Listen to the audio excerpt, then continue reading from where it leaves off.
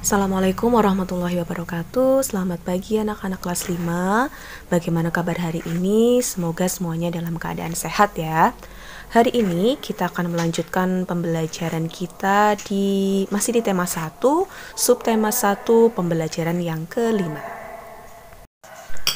Sekarang kalian perhatikan di layar ya. Di bawah kandang kelinci, Edo melihat seekor siput yang sedang berjalan perlahan. Edo pun mengambilnya. Kelinci dan siput sama-sama hewan, tetapi gerakannya kok berbeda ya? Kelinci bergerak lincah, berlari dan meloncat, sedangkan siput bergerak sangat pelan. Mengapa bisa begitu ya? Gumam Edo penasaran. Nah, sekarang ayo kita mengamati kedua hewan tersebut ya. Ada kelinci dan juga siput. Nah, kelinci itu memiliki ukuran tubuh yang sedikit lebih kecil daripada hewan kucing ya. Lalu hampir seluruh bagian tubuhnya ditumbuhi oleh bulu-bulu yang berwarna putih, coklat, abu-abu, hitam, oranye, dan sebagian lainnya ada yang memiliki warna campuran. Lalu memiliki sepasang mata yang digunakan sebagai indera penglihatan, memiliki sepasang telinga yang digunakan sebagai indera pendengar, memiliki sepasang kaki belakang dan sepasang kaki depan. Berarti ada 4 ya. Lalu memiliki daun telinga yang berbentuk meruncing dan tinggi ke arah atas. Makanannya adalah sayur-sayuran, namun makanan kesukaannya adalah wortel. Berkembang biak dengan cara melahirkan. Kemudian termasuk dalam kelompok hewan mamalia ya, menyusui anaknya. Bergeraknya dengan cara berjalan atau melompat menggunakan bantuan kaki belakang. Sebagian besar kelinci itu dagingnya dapat dimanfaatkan sebagai makanan. Lalu memiliki sepasang gigi depan yang besar dan digunakan untuk menggigit makanannya. Sekarang kita perhatikan siput ya. Karakteristik dari siput: memiliki sebuah cangkang untuk bersembunyi atau sebagai rumahnya, lalu memiliki tekstur tubuh yang lembek dan lentur, memiliki sepasang mata yang sangat kecil, lalu geraknya lambat. Kemudian termasuk hewan moluska ya, moluska itu hewan lunak. Lalu tidak memiliki tulang belakang, terdapat lendir di tubuhnya, lalu berkembang biak dengan cara bertelur, memakan tumbuhan seperti daun dan batang. Lalu hidupnya itu di tempat yang basah. Melindungi diri dengan cara masuk ke dalam cangkang jika ada bahaya mengancam. Ya, itu karakteristik dari siput. Nah, sekarang dari karakteristik kedua hewan tersebut kita cari perbedaan-perbedaannya ya. Yang pertama, karakteristik kelinci. Yang pertama adalah vertebrata ya, mempunyai tulang belakang, sedangkan siput adalah avertebrata. Yang kedua, kelinci itu gerakannya lincah dan cepat, sedangkan siput gerakannya lambat. Yang ketiga, kelinci itu berpindah tempat dengan berlari, berjalan, dan meloncat, sedangkan siput berpindah tempat dengan seolah-olah merayap ya, pelan-pelan merayap. Yang keempat, kelinci tubuhnya itu ditumbuhi oleh bulu-bulu. Sedangkan siput itu memiliki cangkang yang keras di luarnya sebagai pelindungnya. Yang kelima, alat gerak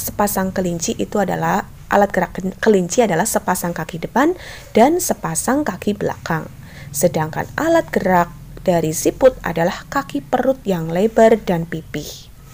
Lalu yang terakhir, karakteristik dari kelinci itu adalah dengan cara beranak ya, berkembang biak dengan beranak, sedangkan siput itu dengan bertelur. Itu adalah perbedaan dari karakteristik kelinci dan siput. Sekarang kita amati organ gerak siput berikut. Nah, kita lihat.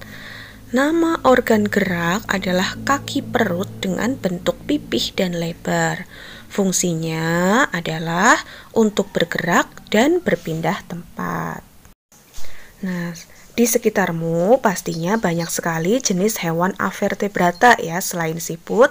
Nah, sekarang kita coba mengidentifikasi hewan avertebrata yang lain dan mengidentifikasi organ geraknya. Nah, sekarang coba bersama-sama ya. Yang pertama ada belalang. Nama organ geraknya apa ya, belalang? Ya, organ geraknya adalah kaki dan sayap.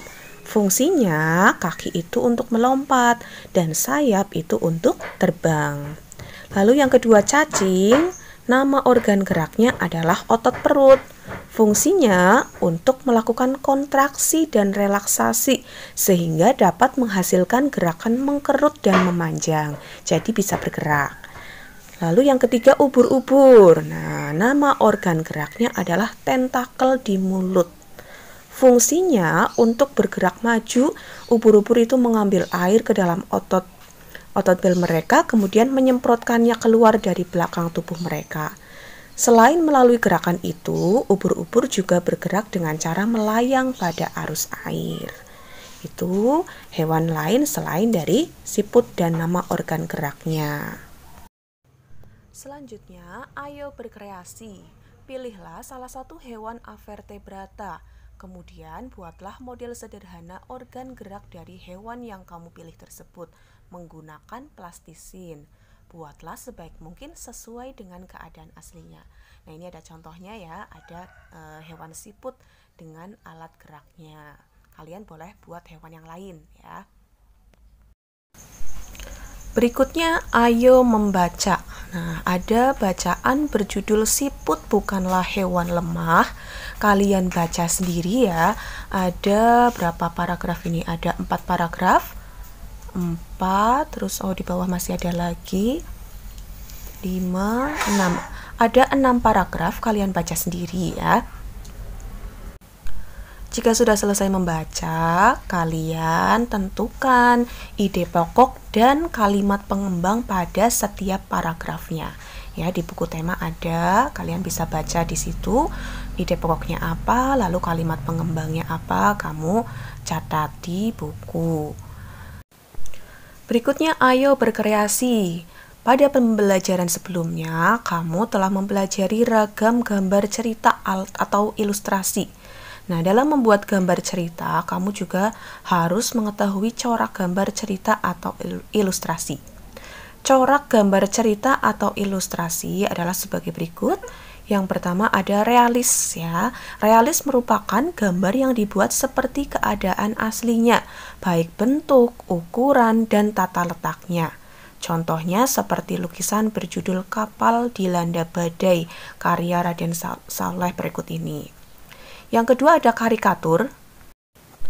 Karikatur merupakan gambar yang melebih-lebihkan atau mengubah dari objek aslinya. Gambar karikatur menyajikan objek dengan karakter yang lucu dan aneh. Biasanya gambar karikatur itu mengandung kritikan dan sindiran. Ini contoh dari karikatur ya. Masih banyak contoh yang lain, kalian bisa lihat, cari di internet ya. Yang ketiga ada kartun. Kartun merupakan gambar yang berfungsi untuk menghibur dan berisikan humor. Gambar kartun dapat berupa tokoh binatang atau manusia. Nah, yang keempat adalah dekoratif. Dekoratif adalah gambar yang disajikan dengan mengubah bentuk objek aslinya, namun tanpa menghilangkan ciri-ciri khasnya. Nah, ini biasanya untuk menghias ya, fungsinya untuk sebagai hiasan. Itu adalah gambar dekoratif. Ya, selesai untuk pembelajaran pada pagi hari ini. Tugas kalian tadi Bu Guru sudah sampaikan di depan ya. Tugas kalian adalah membaca bacaan berjudul Siput apa tadi ya yang di depan ya. Lalu kalian cari ide pokoknya dan kalimat pengembangnya. Ditulis di buku tematik.